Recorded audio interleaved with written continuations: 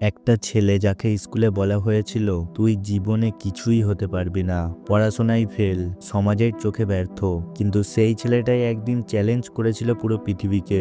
ঝুঁকি, ব্যর্থতার, মৃত্যুর মুখোমুখি হয়েও সে থামেনি একবারও। এই গল্প শুধু সাফল্যের নয়, এই গল্প প্রমাণ করে স্বপ্ন দেখার সাহস থাকলে অসম্ভবও হার মানে।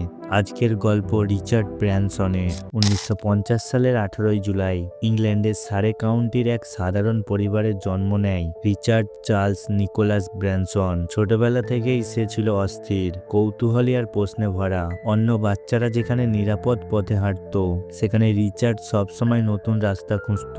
তার মা ছোট থেকেই তাকে শেখান স্বাধীনভাবে ভাবতেও ঝুঁকি নিতে। এই শিক্ষাই তার জীবনে ভিত করে দেয়। স্কুল জীবন ছিল তার জন্য এক কঠিন যুদ্ধ। ডেক্সলেক্সিয়ারের কারণে পড়াশোনায় সে ভীষণ দুর্বল ছিল। শিক্ষকরা প্রায় বলতো এই ছেলে জীবনে কিছুই করতে পারবে না। অপমান আর ব্যর্থতা তাকে ভেতরে ভেতরে ভেঙে দিত। কিন্তু এই কথাগুলো একদিন তার সবচেয়ে বড় জেদে পরিণত হয়। মাত্র 16 বছর বয়সে রিচার্ড স্কুল ছেড়ে দেয়। সমাজের চোখে এটা ছিল চরম বোকামি, কিন্তু তার কাছে এটা ছিল নিজের স্বপ্নকে বাঁচিয়ে রাখার সিদ্ধান্ত। সে শুরু করে স্টুডেন্ট নামে একটি ম্যাগাজিন, যেখানে তরুণদের কণ্ঠস্বর তুলে ধরা হতো। অভিজ্ঞতা না থাকলেও তার সাহস ছিল সীমাহীন। ম্যাগাজিন চালাতে গিয়ে সে বুঝতে পারে সঙ্গীত মানুষের আবেগকে নাড়িয়ে দেয়। তখন সে শুরু করে মেইল অর্ডারের মাধ্যমে রেকর্ড বিক্রি। এই ছোট উদ্যোগ থেকেই জন্ম নেয় ভার্জিন নামটি। নামটির অর্থ ছিল নতুন, নির্ভীক এবং নিয়ম ভাঙা, ঠিক যেমন সে ছিল। 1972 সালে সে খোলে প্রথম ভার্জিন রেকর্ড স্টোরি। খুব অল্প সময়ের মধ্যে ভার্জিন রেকর্ডস হয়ে ওঠে নতুন শিল্পীদের আশ্রয়, যাদের ওপরে কেউ বিশ্বাস করত না। ব্র্যানসন তাদের সুযোগ দেয়। এই বিশ্বাসই ভার্জিনকে সঙ্গীত জগতে আলাদা পরিচয় দেয়। রিচার্ড ব্র্যানসনের ব্যবসার স্টাইল ছিল একেবারে আলাদা।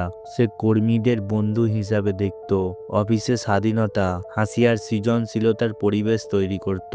তার বিশ্বাস ছিল মানুষ খুশি থাকলে কাজ নিজে থেকেই ভালো হয়। 1984 সালে একটি বাতিল হওয়া ফ্লাইট তার জীবনের মোড় ঘুরিয়ে দেয়। সে সিদ্ধান্ত নেয় নিজেই একটি এয়ারলাইন খুলবে। সবাই বলেছিল এটা অসম্ভব, কিন্তু সেই অসম্ভব চ্যালেঞ্জ করেই জন্ম নেয় virgin Atlantic airway. Virgin Atlantic শুধু একটি এয়ারলাইন ছিল না, এটা ছিল যাত্রীদের জন্য নতুন অভিজ্ঞতা।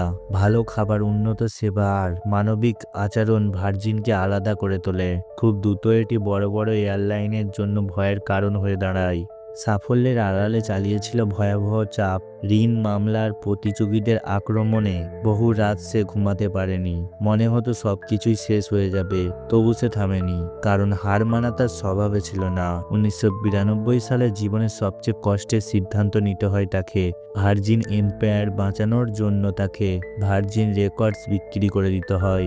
এই সিদ্ধান্ত তাকে ভেতর থেকে ভেঙে দেয়, তবুও সে জানতো এই ত্যাগ ছাড়া সামনে এগোনো সম্ভব নয়। সেই ধাক্কার পরেও ব্র্যানসন নতুন করে শুরু করে ভার্জিন ব্র্যান্ড।